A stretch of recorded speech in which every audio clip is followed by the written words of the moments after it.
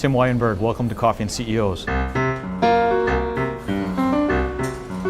have to build your own mentality around, I'm going to do something really great today, and I'm going to do it with the people I work with. So, Foth, you guys have had a lot of growth over the past number of years.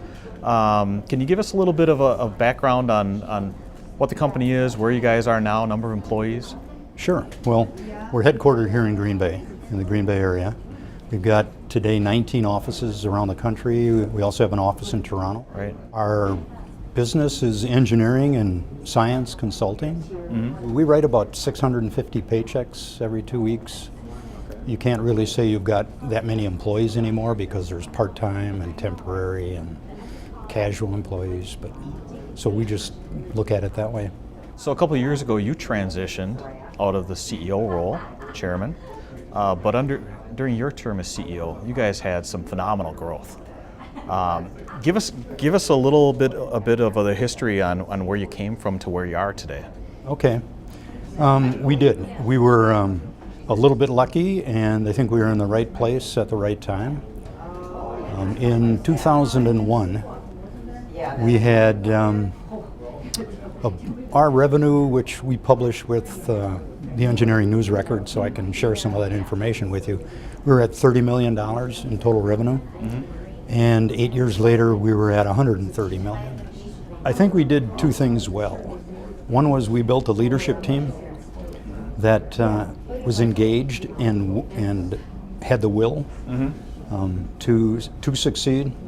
We didn't really start out with a growth plan, frankly. We started out with a client development plan mm-hmm. that would have enabled growth. So it was focused on our customers, and the growth came as a result of doing that. The other thing I think we did well was live our values with our customers. Sure. Not every dollar of revenue is a good dollar of revenue. Mm-hmm. Not because you're not getting any margin on it, but because the business isn't any fun.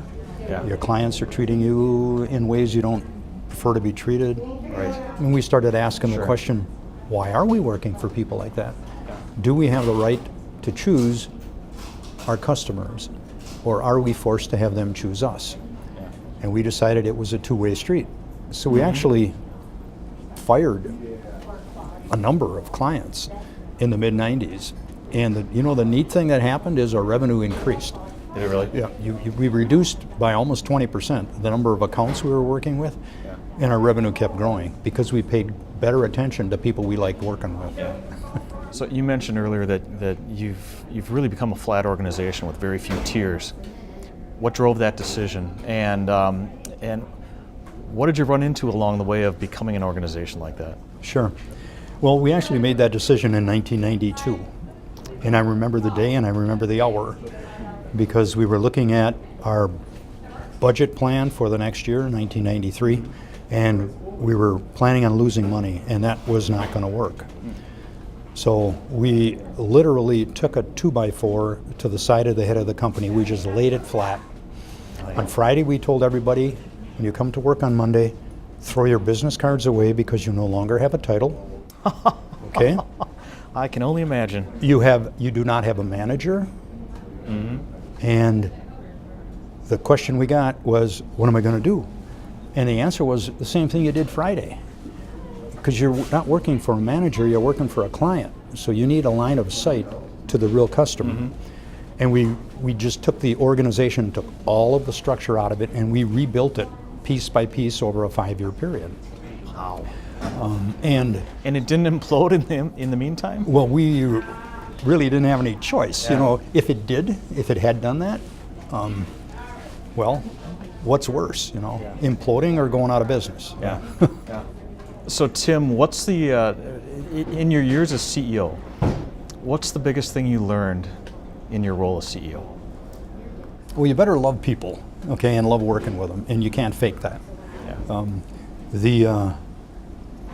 The ability to use your emotional quotient, your emotional intelligence, the socialization piece mm-hmm. of business. It's a lot more, at least in our business, than offering services. It's offering, in a real concrete way a relationship Yeah. that is going to benefit both parties. And then, like we were talking about before, you have the option of firing customers if they're inconsistent with that value system, and have the courage to trust your guts on that. That's one thing we say around our place all the time. Every time we don't trust our gut, we always wish we would have. Yep. Always. I said it last week to one of my partners. Yeah. Same thing. Yep.